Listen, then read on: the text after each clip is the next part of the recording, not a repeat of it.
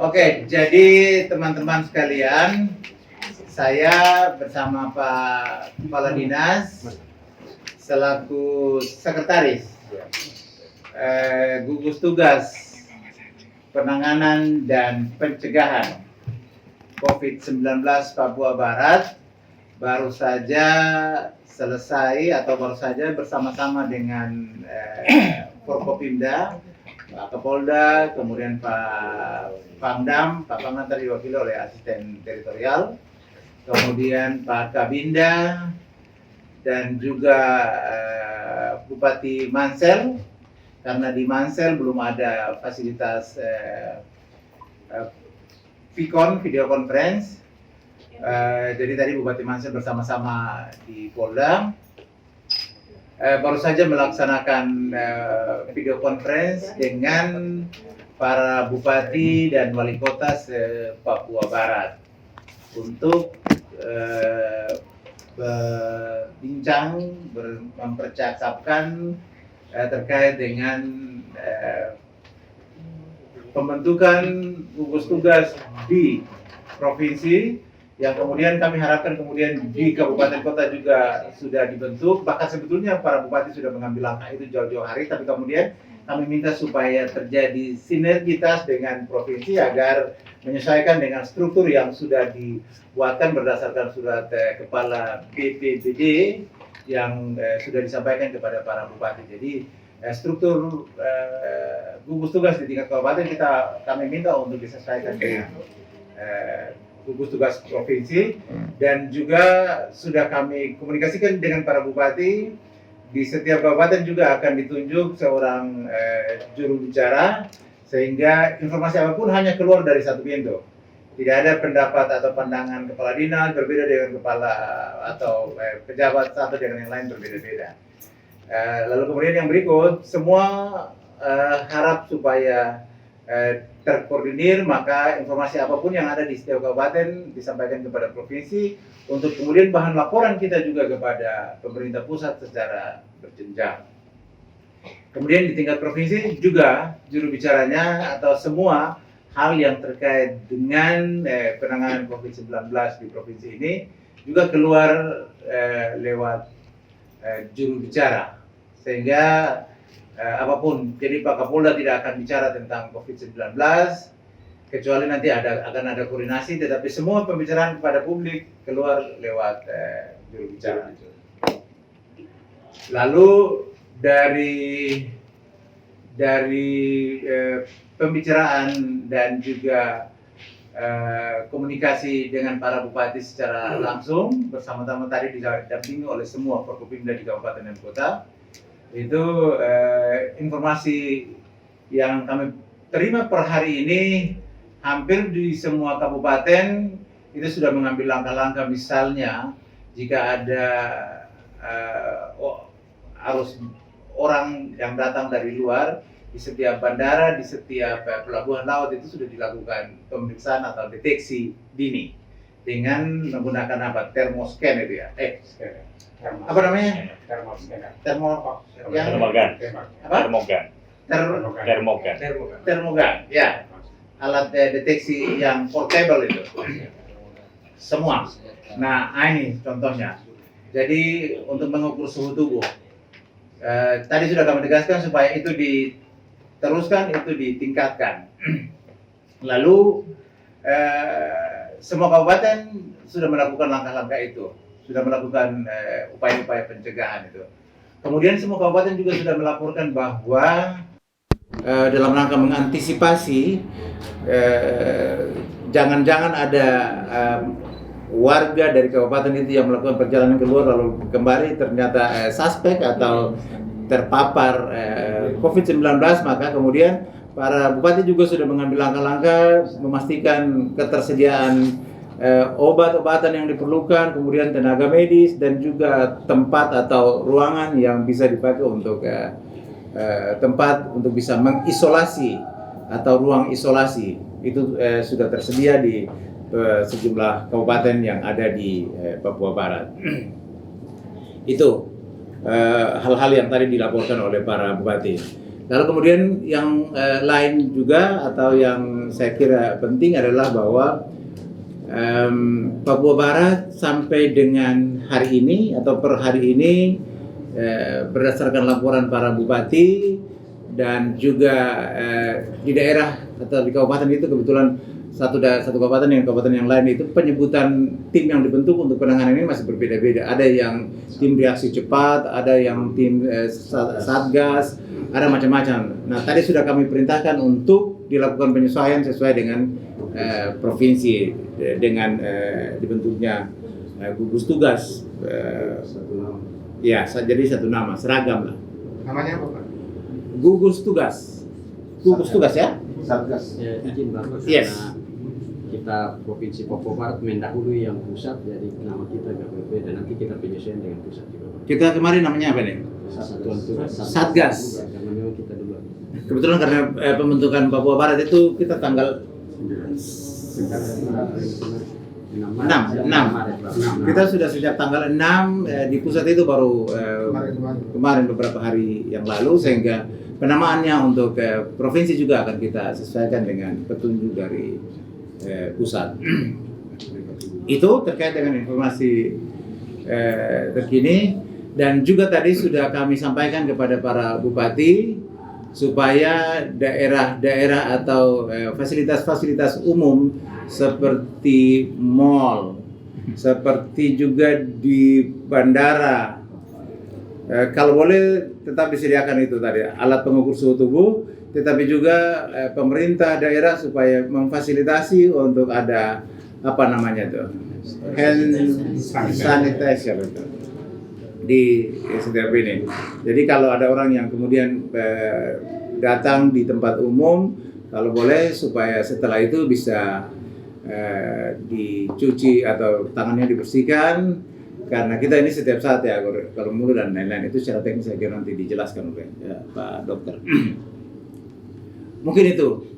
Lalu yang terupdate, yang terkini itu adalah terkait dengan surat edaran Gubernur Papua Barat untuk itu disebut meliburkan bukan ya, tetapi supaya ASN mulai atau per hari ini, per tanggal 18 hari ini itu bisa atau boleh melaksanakan tugas dari rumah, jadi bekerja dari rumah.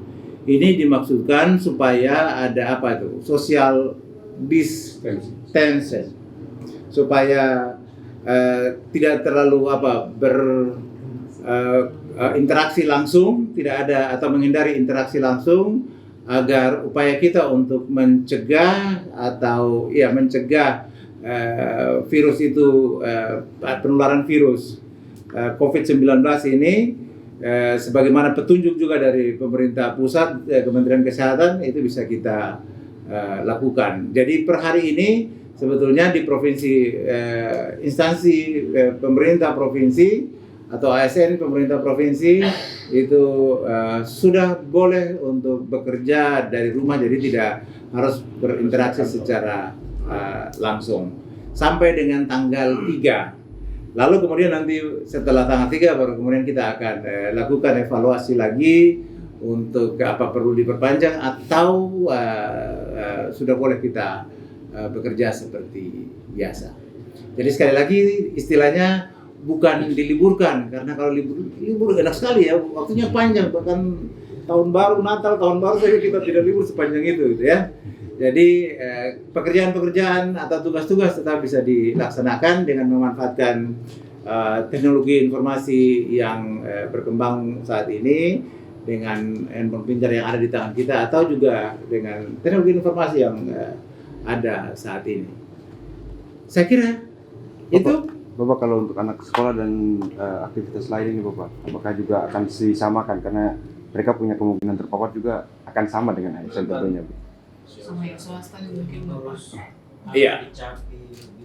Bagaimana? Dan pelayanan publik. Pelayanan publik dan lain-lain. Iya. Jadi kita juga dalam rangka pelaksanaan surat edaran gubernur itu, kita sebetulnya juga acuannya ada surat edaran Menteri Dalam Negeri nomor 440/2436/SJ tentang pencegahan penyebaran coronavirus atau COVID-19 di lingkungan pemerintah daerah. Sebetulnya ada petunjuk, saya bacakan di sini salah satu petunjuk dari surat edaran menteri itu yang pertama melakukan penyesuaian sistem kerja dengan berpedoman pada surat edaran Menteri PAN RB nomor 19 tahun 2020 tanggal 16 Maret 2020. Kemudian ada sejumlah poin-poin di situ, tetapi kemudian saya baca saja yang nomor ini. Pertama atau A, untuk menjaga terlaksananya pelayanan umum dan tugas rutin di lingkungan pemerintah daerah, maka seluruh penyelenggara pemerintah daerah dalam kurung kepala daerah, kemudian DPRD serta aparatur sipil negara melaksanakan tugas dengan ketentuan sebagai berikut. 1. Penyelenggara pemerintahan daerah atau kepala daerah dan DPR serta ASN dapat menjalankan tugas kedinasan dengan bekerja dari rumah. Itu yang pertama. Kemudian yang kedua, pejabat pembina kepegawaian daerah harus memastikan terdapat minimal 2, saya ulangi, minimal 2 level pejabat struktural tertinggi untuk tetap melakukan tugasnya di kantor sehingga penyelenggaraan pemerintahan tetap berjalan secara optimal dengan mengedepankan pelayanan kepada masyarakat. Jadi ada sejumlah tugas-tugas yang jika dipandang penting, dipandang pelayanan pemerintahan itu tetap harus berjalan, maka akan ada pengecualian terhadap hal-hal yang seperti tadi ditanyakan, atau nanti akan ada perintah secara khusus kepada instansi-instansi yang bersangkutan berdasarkan kebutuhan real nanti di lapangan. Gitu? Ini siswa sekolah ini, Bapak? Kalau siswa sekolah saya kira di daerah-daerah untuk pendidikan dasar itu SD, SMP sudah ada juga keputusan petunjuk dari para bupati. Sorong ke Manokwari juga sudah ada. Manokwari juga sudah ada sampai dengan tanggal 4 atau 6 tadi. Kalau Manokwari. Masing-masing daerah berbeda-beda memang. Nah, untuk SMA, SMK juga sudah ada instruksi dari Kepala Dinas Pendidikan Provinsi nomor saya sebut nomor 800/509, saya ulangi nomor 800/509/DP PB _3 Romawi _2020 perihal instruksi percepatan pemutusan mata rantai penyebaran virus COVID-19 di lingkungan sekolah. Jadi per hari ini 18 Maret 2020 sudah ada instruksi dari Kepala Dinas Pendidikan kepada sekolah setingkat atas sekolah menengah, SMA, SMK untuk juga mulai diliburkan sejak tanggal hari ini. Sampai kapan, Pak? Sampai dengan tanggal 3 sama dengan pemerintah atau instruksi gubernur Papua Barat untuk ASN. Otomatis pelaksanaan ujian nasional tertunda. Ujian untuk SMA, ujian SMA, sampai tanggal 2, Pak. ujian SMA, SMK nanti secara teknis akan disampaikan. Poin ketiga. Ya, poin ketiga. Sudah ada ya? Sudah ada surat edarannya ya? Untuk kelas 12 khusus SMA jadwal ujian nasional tetap pada tanggal 30 Maret sampai dengan 2 April 2020. Jadi dikecualikan untuk kelas 12 atau kelas 3 untuk pelaksanaan ujian. Jelas ya? Oh, satu lagi, Pak. Pelaksanaan ujian untuk SMK sekarang ini sudah hari ke-3, Pak. Betul. Besok terakhir. Masih Betul. jalan juga, Pak? Tetap masih jalan untuk ujian. Sampai dengan selesai. Yang sedang berlangsung dan tidak dapat ditunda tetap berlangsung seperti biasa hingga selesai. Lain-lain? Satu lagi Pak dari saya Pak, terkait tadi Pak konferensi dengan para bupati dan wali kota ini Pak, sejauh ini Pak, apakah ada laporan dari pihak kabupaten kota bahwa sudah menemukan kasus Boleh dijawab. kasus walaupun hanya sekedar untuk ini Pak, orang dengan pantauan semacam itu Pak di Papua Barat, atau bahkan suspek dan mungkin positif? Maksudnya tadi Bapak konferensi pers, Ya, laporan dari para bupati Bapak, laporan resmi. Ya. Nanti Pak Kadip. Setiap hari juga itu teman-teman dari kabupaten kota melaporkan. Yang sampai dilaporkan tadi malam adalah positif corona belum ada, tetapi yang ada adalah orang dalam pengawasan, pasien dalam pengawasan, ya di Kota Sorong, ya dan kabupaten. Kemudian orang dengan pemantauan itu ada beberapa, nanti ditayangkan sesuai dengan data yang ada diberikan. Itu yang bisa kami update data terakhir sampai dengan tadi malam.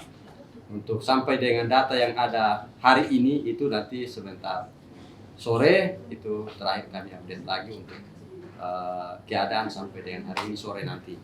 Apakah ada laporan-laporan yang berdasarkan pemeriksaan ada yang positif atau tidak sebentar sore itu kita update.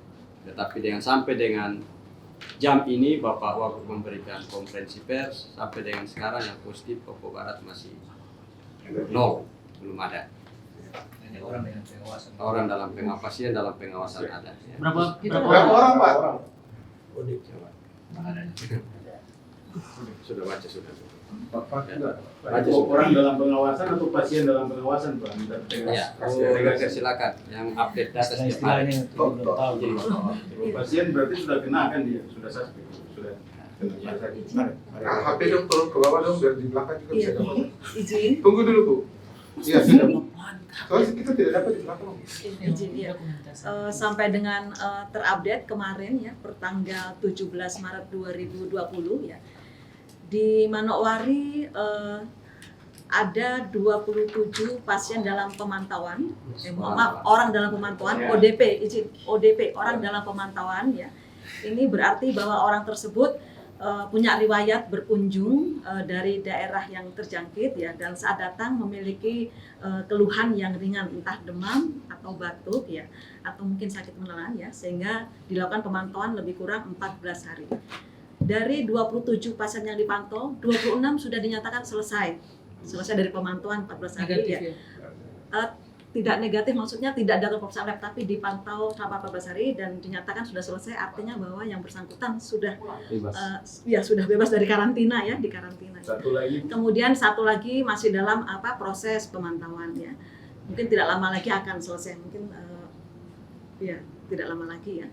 Kemudian yang berikutnya untuk Bu, di mana Bu pemantauan dilakukan di mana?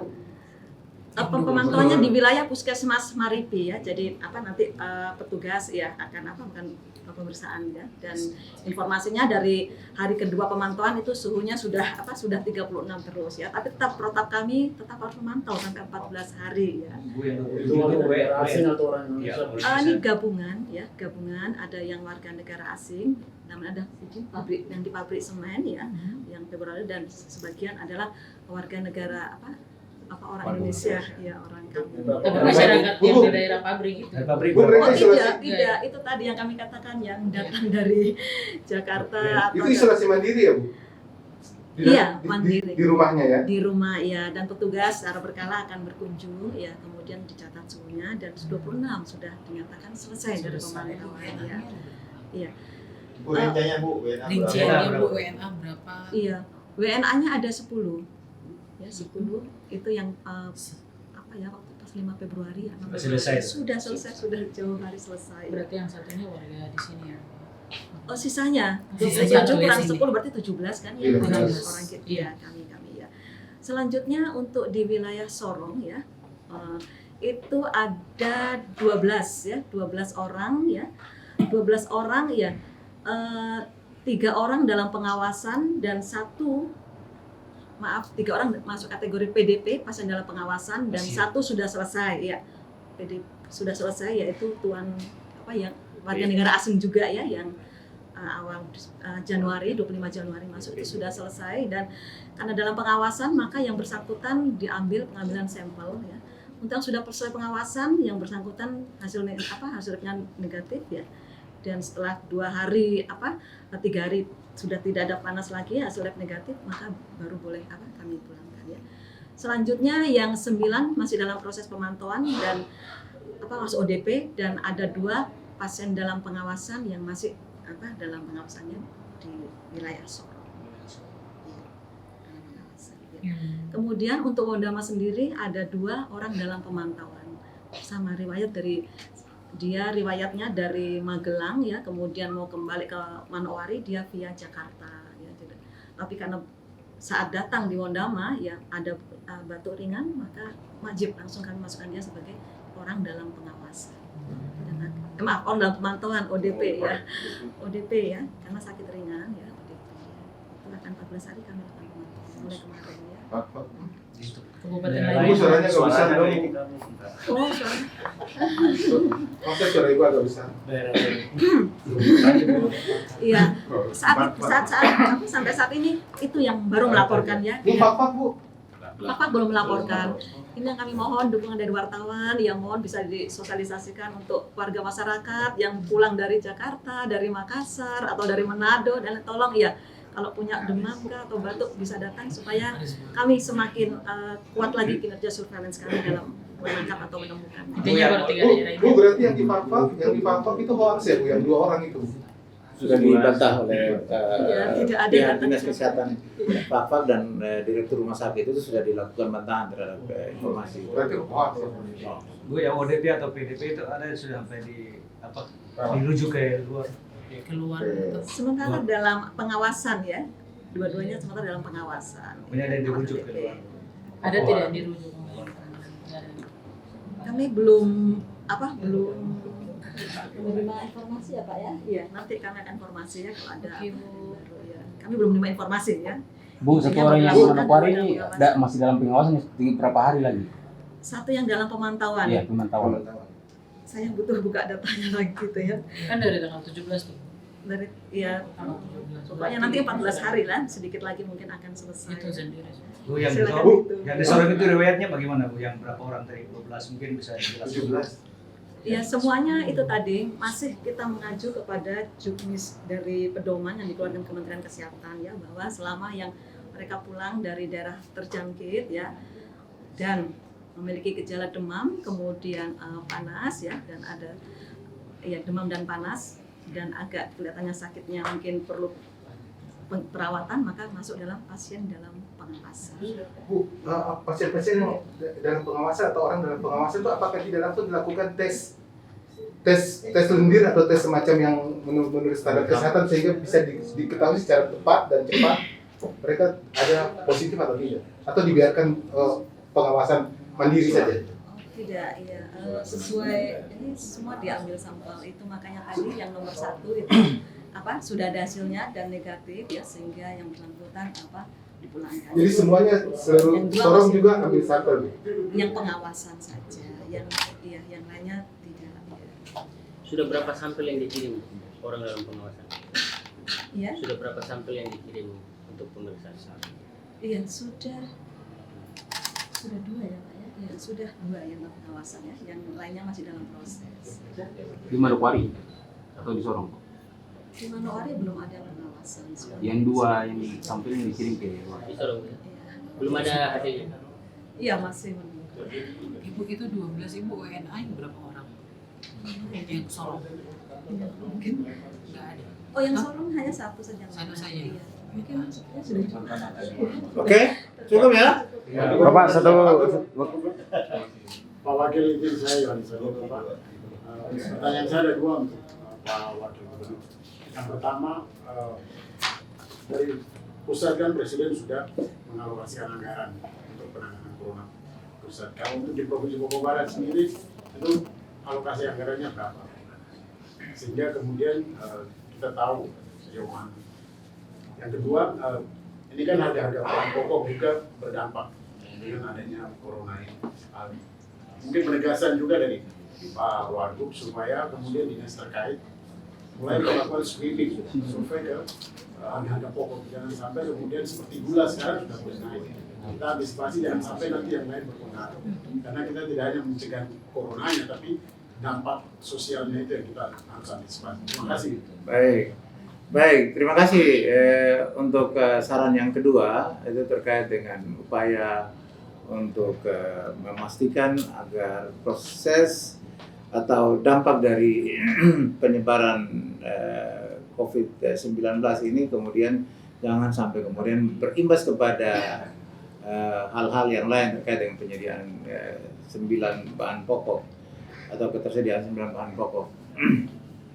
Dan barangkali kita akan mengambil langkah itu. Jadi jangan sampai kemudian nanti, tapi di dalam keadaan libur kemudian nanti bagaimana koordinasinya. Tadi saya sudah sampaikan bahwa ini kita atau surat edaran gubernur dimaksudkan supaya kita tidak terjadi interaksi secara langsung, dan dengan begitu kita boleh atau ikut juga berpartisipasi dalam mencegah meluasnya atau menularnya COVID-19 ini. Jadi tetap akan ada koordinasi untuk mengantisipasi hal-hal yang semacam disampaikan tadi. Kemudian terkait dengan pembebanan pembiayaan dalam rangka penanganan ini akan kita sesuaikan karena salah satu rujukan daerah misalnya untuk bisa memanfaatkan dana atau pembebanan langsung pada belanja tak terduga, itu salah satunya sudah bisa kita pakai surat edaran Menteri Dalam Negeri tadi sebagai salah satu rujukan kita untuk menggunakan dana-dana yang kita siapkan untuk kegiatan-kegiatan atau pembiayaan hal-hal yang tak terduga bencana alam, karena ini sudah ditetapkan sebagai bencana non apa tadi? Bencana non alam, begitu, sehingga bisa kita manfaatkan atau bebankan pada biaya tak terduga yang ada di Pemda. Besarannya nanti tentu akan disesuaikan. Bapak, begitu ya? Lagi, Bapak. Oke. Untuk Satgas Bapak, terkait ini Bapak, apakah sudah ada perubahan terkait status Papua Barat sendiri? Kemarin kan Gubernur mengatakan siaga, berarti aktivitas tetap berjalan dengan seperti biasa. Sementara hari ini keluar surat edaran ini, apakah status Papua Barat berubah ataukah masih tetap siaga darurat seperti kemarin, Bapak? Itu saya. Masih tetap dalam siaga darurat bencana itu. Yang dimaksudkan Bapak Wagub tadi adalah ini untuk meliburkan ASN itu adalah untuk menghindari kontak langsung untuk penyebaran penyakit ini. Tetapi status daripada penyakit ini masih seperti yang kemarin, status siaga. Ya, karena memang kita belum ada kasus. Kalau ada kasus berarti statusnya dinaikkan. Oke ya, terima kasih ya. Baik, selamat sore semua.